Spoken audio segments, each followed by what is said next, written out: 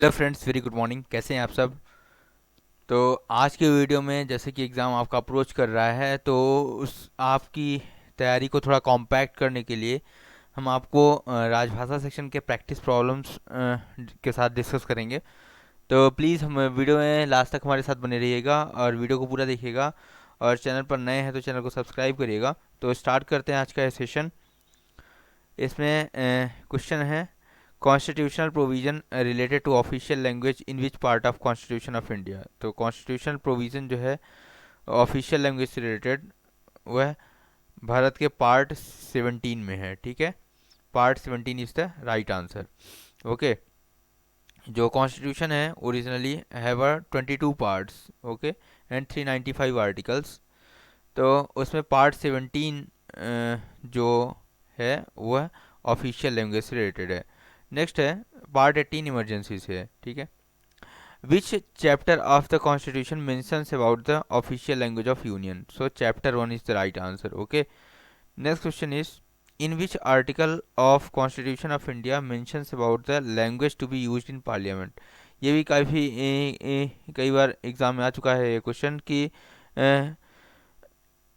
Language to be used in parliament, कौन सी language parliament में यूज़ होना है। ठीक है, उसके लिए कॉन्स्टिट्यूशन में कौन सा आर्टिकल है। So article 120 is right answer. इसके अलावा स्टेट लेजिस्लेचर में यही चीज़ है। इसी को अगर हम स्टेट लेजिस्लेचर, एक स्टेट पर्टिकुलर स्टेट के लिए बात करें, तो आर्टिकल 210 रहेगा। ठीक है, just flip 1 and 2। So article 210 is right answer. Which article of constitution of India mentions the official language of union. So official language of union है आर्टिकल 343। ठीक है, नेक्स्ट है, which article of constitution of india mentions about commission and committee of parliament in connection with the official language। तो जितनी भी parliamentary committees और commissions हैं related to official language, वह सब कहाँ पे आएंगे। जैसा कि हमने पढ़ा था आर्टिकल राजभाषा आयोग है ना, वगैरह पढ़ा था आपने। तो वह किसमें, आर्टिकल 344 के अंतर्गत हैं। ठीक है, आर्टिकल 344। और फर्स्ट राजभाषा आयोग के अध्यक्ष जो थे और कौन थे, बीजी खेर। ठीक है, इसके बाद है, which article of constitution of India mentions about official language और ऑफिशियल लैंग्वेज ऑफ स्टेट। देखिए यहाँ पे ऑफिशियल लैंग्वेज ऑफ स्टेट की अगर बात की जाए तो यहाँ पे आर्टिकल 345 रहेगा। ये भी काफ़ी इंपॉर्टेंट है यहाँ पे। नेक्स्ट है 346 पे आते हैं यहाँ पे, which article of constitution of India mentions about the language of communication between one state and another. ठीक है, एक स्टेट का दूसरे स्टेट के साथ और between a state and union. ठीक है, या फिर स्टेट का यूनियन के साथ जो लैंग्वेज ऑफ कम्युनिकेशन होगा वह आर्टिकल 346 के अंतर्गत आएगा। ठीक है, ये भी काफ़ी इंपॉर्टेंट है। नेक्स्ट है, which article of constitution of India mentions about the language used in supreme court and high courts and for the acts and bill in the parliament. Okay, so article 348 जो होता है यहाँ पे वह supreme court और high courts में जो भी लैंग्वेजेस यूज़ की जाएगी उसके बारे में है। आर्टिकल, इसके बाद पूछा जा रहा है यहाँ पे, आर्टिकल 349 क्या बोलता है बेसिकली, यह special procedure for enactment of certain laws relating to language. ठीक है, तो लैंग्वेज से रिलेटेड कुछ लॉस को क्रिएशन के लिए, इनैक्टमेंट के लिए कुछ स्पेशल प्रोसीजर की बात करता है यहाँ पे आर्टिकल 349।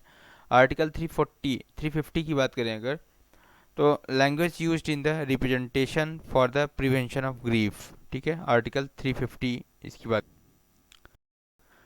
नेक्स्ट है, which article of the constitution of India mentions the directive for the development of Hindi language. तो डेवलपमेंट ऑफ हिंदी लैंग्वेज के लिए आर्टिकल 351 है, सबको पता है, काफ़ी इंपॉर्टेंट आर्टिकल है। नेक्स्ट है, यहाँ पे कॉन्स्टिट्यूशन ऑफ इंडिया में official language of union will be Hindi and the script will be Devanagari. ठीक है, तो देवनागरी स्क्रिप्ट है और हिंदी क्या है यहाँ पे, ऑफिशियल लैंग्वेज है। अब देखिए ये काफ़ी इंपॉर्टेंट क्वेश्चन है, which sub committee of parliamentary committee on official language inspects railway offices. ठीक है, तो देर आर 3 सब कमेटीज ऑफ पार्लियामेंट्री कमेटी। ठीक है, तो पार्लियामेंट्री कमेटी में टोटल 3 सब कमेटीज़ हैं, जिसमें जो सेकंड सब कमेटी है, ठीक है, वह बेसिकली ऑफिस वह इंस्पेक्ट करती है किसको, रेलवे ऑफिसर्स को। ठीक है, अब यहाँ पूछा जा रहा है, parliamentary committee on official language has how many members from Lok Sabha. ठीक है, तो देर आर 20 मेंबर्स। ओके, इसके बाद है how under section 4 of the official language act, ठीक है, how many members of the Rajya Sabha, अगर ये पूछा जाए तो है इसका आंसर कितना होगा 10, ठीक है, और टोटल पूछ लेता है तो 30, ऐसा भी क्वेश्चन पूछा गया है एग्जाम में। नेक्स्ट है which schedule of the constitution mentions about the official language, so 8th schedule है, टोटल 12th शेड्यूल है, टोटल 12 शेड्यूल है हमारे इंडियन कॉन्स्टिट्यूशन में, ठीक है, और ओरिजिनल जो कॉन्स्टिट्यूशन है उसमें टोटल 8 शेड्यूल है, बाकी 9, 10, 11, 12 जो है हमने लेटर ऑन ऐड किए हैं, ठीक है। तो part 17 of the constitution of India contains how many article, 343 to 351, ठीक है। तो इस तरह से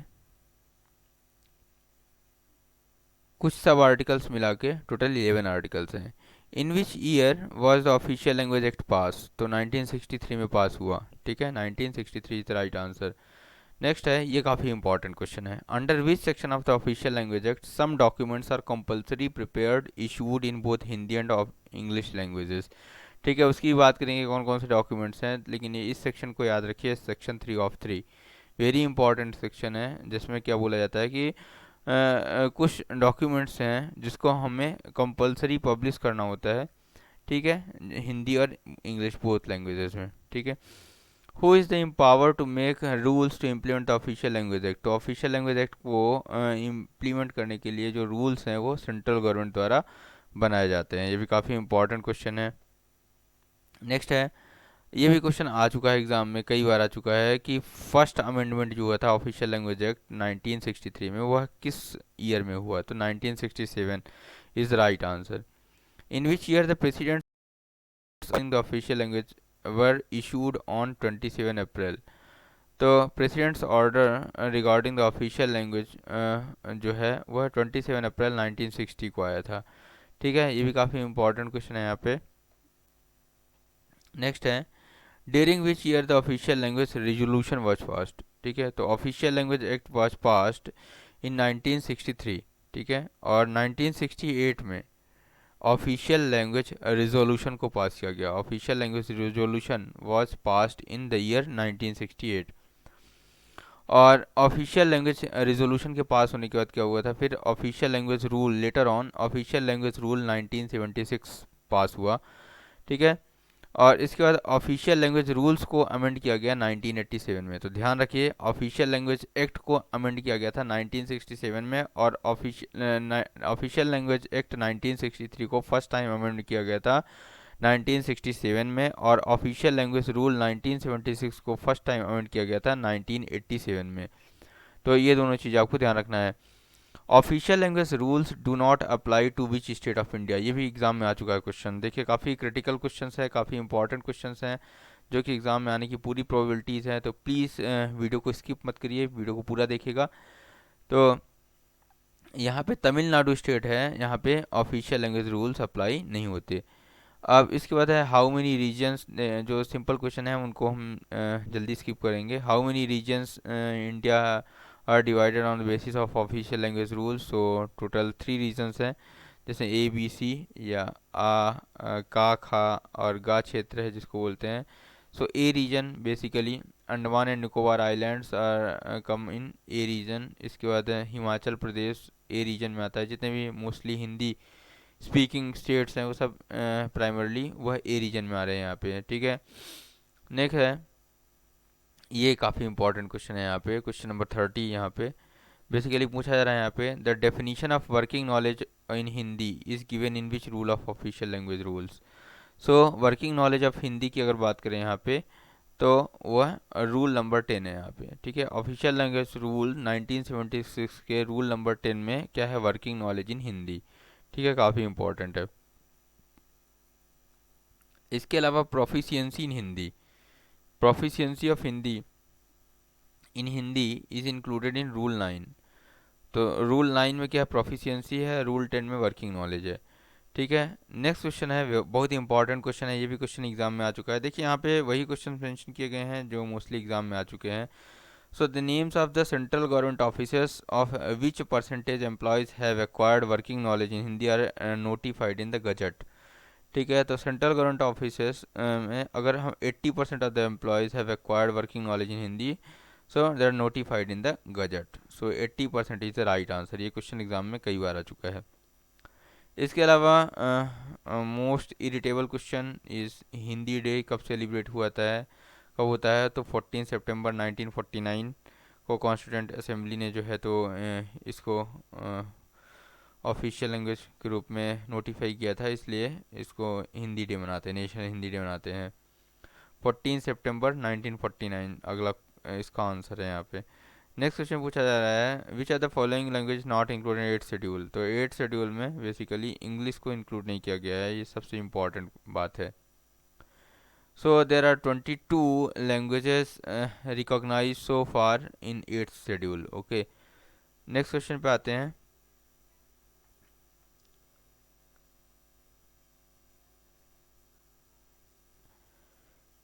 According to official language rule, in which language can be employee can submit his application, appeal और representation? ठीक है, तो ऑफिशियल लैंग्वेज रूल्स के अकॉर्डिंग जो है इन हिंदी और इंग्लिश, इन हिंदी और इंग्लिश, ठीक है, किसी में भी हो जो है तो अपना एप्लीकेशन और अपील और रिप्रेजेंटेशन कर सकता है। During which year was the first official language commission form? ये भी काफ़ी इंपॉर्टेंट क्वेश्चन है। So 1955 is the critical year. In that year, the first official language commission was formed. Okay. Next, in which rule of the official language rules have been mentioned about the imperative of issuing bilingual form manual course, other literature related to processes? So rule 11 very critical rule है। ठीक है, हमने देख लिया rule 9 में क्या है, proficiency है, रूल 10 में क्या है, वर्किंग नॉलेज है। ठीक है, और रूल 11 की अगर बात करेंगे यहाँ पे, तो यहाँ बेसिकली क्या है, it is imperative to issue bilingual form. ठीक है, बाइलिंगुअल फॉर्म मैनुअल कोड्स। ठीक है, तो rule 11 is the right answer. Next है, according to official language rule 12, ये भी काफ़ी इंपॉर्टेंट है यहाँ पे, who is interested with the responsibility of ensuring proper compliance of the instruction issued in the connection with the official language act and rules? तो rule 12 के अंदर जो है यहाँ पे किसकी रिस्पॉन्सिबिलिटी है? सो कि जितने भी ऑफिशियल लैंग्वेज एक्ट और रूल्स हैं वो उनके कंप्लायंस हो रहे हैं। ठीक है, तो यह एडमिनिस्ट्रेटिव हेड ऑफ ऑफिस की रिस्पॉन्सिबिलिटी है। किसकी रिस्पॉन्सिबिलिटी है? Administrative head of office. ये वेरी इंपॉर्टेंट क्वेश्चन है ये भी।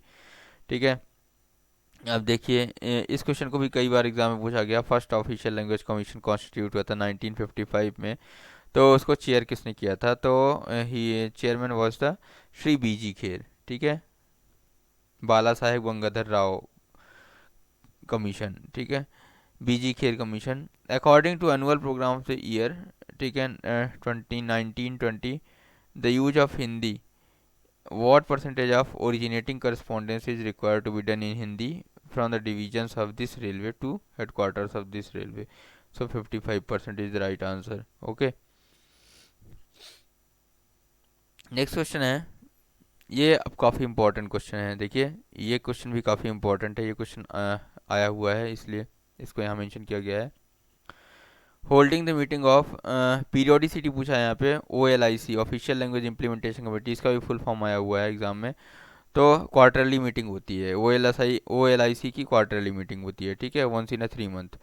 What is the period of holding meeting of TOLIC? यहाँ पे town official language implementation committee जो टॉलिक होता है, ठीक है, उसका मीटिंग कैसा होता है? वंस इन 6 मंथ होता है। ठीक है, वंस इन 6 मंथ। तो ये याद रखिए, ओलिक जो होता है 3 मंथ और टोलिक जो होता है वह 6 मंथ में होता है। ठीक है, साल में 2 बार। ठीक है, how many rules are there in official language rules 1976? तो 1976 की बात करें अगर, तो there are total 12 rules in the official language rule OLR 1976। Okay, अब ये काफ़ी इंपॉर्टेंट क्वेश्चन है, यहाँ पे फिर से पूछा गया है। ये क्वेश्चन भी काफ़ी इंपॉर्टेंट है कि OLR 1976 में टोटल कितने रूल हैं? तो टोटल 12 रूल हैं, ये आपको याद रखना पड़ेगा। नेक्स्ट है, the annual programme of official language is release by which ministry? तो एनुअल प्रोग्राम जो है ऑफिशियल लैंग्वेज रूल का, ऑफिशियल लैंग्वेज का, उसको कौन? मिनिस्ट्री ऑफ होम अफेयर्स द्वारा रिलीज किया जाता है। ये भी काफ़ी घिसा पिटा क्वेश्चन है, आपको पता होगा। नेक्स्ट है, how many times in a year examination of Hindi courses prescribed under Hindi teaching schemes are conducted? ये भी काफ़ी इंपॉर्टेंट क्वेश्चन है, क्योंकि हिंदी टीचिंग स्कीम्स चल रही है सेंट्रल गवर्नमेंट के होम मिनिस्ट्री द्वारा। तो इसमें पूछा जा रहा है how many times in a year the exams of Hindi courses prescribed. ठीक है, तो बेसिकली ट्वाइस। ठीक है, तो साल में 2 बार होता है, वर्ष में 2 बार होता है। नेक्स्ट है in which order the boards are displayed in non Hindi speaking areas. तो ये भी काफ़ी इंपॉर्टेंट क्वेश्चन है। तो बेसिकली सबसे पहले रीजनल लैंग्वेज को उसको प्रेफरेंस दी जाती है, फिर हिंदी को, फिर इंग्लिश को दिया जाता है। ठीक है, ये क्वेश्चन भी कई बार आ चुका है एग्जाम में। नेक्स्ट है जो OLIC होता है, ऑफिशियल लैंग्वेज इंप्लीमेंटेशन कमेटी, तो डिवीजन रेलवे ऑफिस में उसका हेड कौन होता है? DRM होगा। ठीक है, और चेयरमैन ऑफ जो zonal railway official language implementation committee होती है, उसका कौन होगा? चेयरमैन GM होगा। ठीक है, how many sections are there in official language act 1963। तो इसको भी याद रखिए यहाँ पे। तो 1963 का जो एक्ट है उसमें टोटल 9 सेक्शंस है, और जो ऑफिशियल लैंग्वेज रूल 1976 है उसमें टोटल 12 रूल है। तो 9/12 याद रखिएगा। Under which section of official language act 1963। आपको एक चीज़ यह भी ध्यान रखना होगा कि ऑफिशियल लैंग्वेज एक्ट की बात की जा रही है कि ऑफिशियल लैंग्वेज रूल की बात की जा रही है, तो पेपर में क्वेश्चन में मेंशन होगा। तो under which section of the official language act 1963 the central government has been given the power to make rules related to official language. ठीक है, सो सेक्शन 8 जो है, सेक्शन 8 के पास यहाँ पे जो है इसके अकॉर्डिंग जो है यहाँ पे सेंट्रल गवर्नमेंट के पास पावर है to make the rules related to official language. तो याद रखना है आपको सेक्शन 8। ठीक है, power to make rules lies with home. तो आंसर क्या होगा? Central government. What is the scheme launch for writing original books. देखिए ये काफ़ी इंपॉर्टेंट क्वेश्चन है, ये भी क्वेश्चन भी एग्जाम में आ चुका है। राइटिंग ओरिजिनल बुक्स इन हिंदी और टेक्निकल सब्जेक्ट्स ऑफ रेलवे। ठीक है, तो हिंदी में लिखना है बुक को, और लिखना है किसके बारे में? Technical subjects of railway. तो टेक्निकल सब्जेक्ट्स ऑफ रेलवे से रिलेटेड कोई भी बुक है उसको हिंदी में लिखना है। उसके लिए जो अवार्ड स्कीम है उसका नाम क्या है? लाल बहादुर शास्त्री। लाल बहादुर शास्त्री के नाम पे है, तो लाल बहादुर शास्त्री को याद रखिएगा टेक्निकल बुक के लिए। तो Lal Bahadur Shastri technical original book writing award scheme है। ठीक है, what is the name of award launch to award original fiction और स्टोरी कलेक्शन। तो स्टोरी के लिए तो आप याद रखिए मुंशी प्रेमचंद जी को, मुंशी प्रेमचंद गोदान गबन। ठीक है, इनके लिए आप याद रखिए इनको। इसके अलावा अगर पोएट्री की बात करेंगे तो पोएट्री के लिए आप याद रख सकते हैं मैथिली शरण गुप्त जी को। सो ये काफ़ी इम्पोर्टेंट, बहुत फेमस नेम है हिंदी लिटरेचर में, तो इनको याद रख सकते हैं। नेक्स्ट है क्वेश्चन 57 की बात करेंगे यहाँ पे। OLR 1976 के according an employ can writes notings और minutes on the file in Hindi और इंग्लिश। इसका जो रूल है वह अंडर रूल 8 क्लॉज 1 के तहत है। ये भी क्वेश्चन पूछा गया है। ठीक है, कि कौन से रूल के अकॉर्डिंग जो है इसको लिखा जा सकता है, और ये भी पूछा है कि हिंदी में, इंग्लिश में, हिंदी और इंग्लिश, हिंदी एंड इंग्लिश। ठीक है, इस टाइप के भी क्वेश्चन पूछे गए हैं। So it's answer is Hindi और इंग्लिश। ठीक है, नेक्स्ट है who is the chairman of railway board official language implementation committee. तो CRB come CEO is the right answer. Who is the member secretary of the railway board official language implementation committee. तो यहाँ member secretary की बात करें अगर, तो क्योंकि chairman तो CRB एंड CEO हैं, और मेंबर सेक्रेटरी की अगर बात करें तो director official language the right answer. Next है who is interested with the responsibility of complying with section 3 of 3। देखिए सेक्शन 3 ऑफ 3 काफ़ी इंपॉर्टेंट है। तो section 3 of 3 of official language act 1963 के तहत जो भी ऑफिसर उस डॉक्यूमेंट्स को साइन कर रहा है उसके कंप्लाइंग उसकी रिस्पॉन्सिबिलिटी है कि वो चीज़ कंप्लाई हो। ठीक है, under which rule of official language rule 1976 in which language it is required to reply to the letters received in Hindi.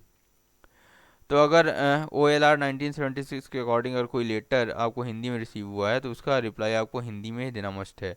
ठीक है, नेक्स्ट है question number 62। For which work has Mantra software developed by the department of official language ministry of home affairs. ठीक है, इसे मात्रा। Okay, तो मंत्रा software जो basically है टाइपिंग के लिए, किसके लिए? टाइपिंग के लिए। ठीक है, नेक्स्ट है what is the name of the software available to learn Hindi through the languages of India. So इसका नाम क्या है, Leela. Its answer is Leela. ठीक है, the name of software available to learn Hindi through the languages in of India, that is answer is Leela. What is the name of software related with converting Hindi speech into Hindi text. तो Hindi speech को Hindi text में convert करने के लिए जो है तो श्रुत लेखन राजभाषा, श्रुत लेखन राजभाषा एक सॉफ्टवेयर है जिसका यूज़ किया गया है यहाँ पे, हिंदी स्पीच को हिंदी टेक्स्ट में कन्वर्ट करेंगे। ठीक है, श्रुत लेखन। ठीक है, श्रुत लेखन, श्रुत मतलब सुन के लिखना। ठीक है, what is the name of the software related with converting Hindi text into Hindi speech. So Pravachak. देखिए श्रुत लेखन और प्रवाचक ये काफ़ी इंपॉर्टेंट है। ठीक है, श्रुत लेखन में क्या है, हिंदी स्पीच को हिंदी टेक्स्ट में कन्वर्ट करता है, और हिंदी टेक्स्ट को हिंदी स्पीच में कन्वर्ट करने के लिए प्रवाचक। ठीक है, श्रुत लेखन हिंदी स्पीच से हिंदी टेक्स्ट में, और हिंदी टेक्स्ट से हिंदी स्पीच में प्रवाचक। नेक्स्ट है, ये काफ़ी इंपॉर्टेंट क्वेश्चन है यहाँ पे भी फिर से, according to the annual programme for the usages of Hindi in the year 1920 what percentage of original correspondence in Hindi is to be done from the C region to the central government offices of A region। तो देखिए यहाँ पे पूछा जा रहा है हिंदी जो सी और ए रीजन के बीच में करस्पॉन्डेंस हुआ तो उसमें हिंदी का परसेंटेज कितना था। ठीक है, तो that was the 55%, very important है। ठीक है, अकॉर्डिंग टू एनुअल प्रोग्राम यहाँ पे पूछा जा रहा है what percentage of original correspondence in Hindi to be done from the C region to the central government of offices of the B region। तो B region के साथ भी कितना 55%, और C region to C region जो है तो वह भी कितना था 55% था। ठीक है, नेक्स्ट क्वेश्चन है, यह हिंदी के बीच में है। नेक्स्ट है, according to an annual programme for the year 1920 the uses of Hindi as per the target set what percentage of letters received in Hindi should be replied in Hindi। तो 100% is right answer. ठीक है, जितना भी letter 100 receive हुआ हिंदी में वो सबका reply Hindi में ही दिया गया। ठीक है, तो ये 100% था।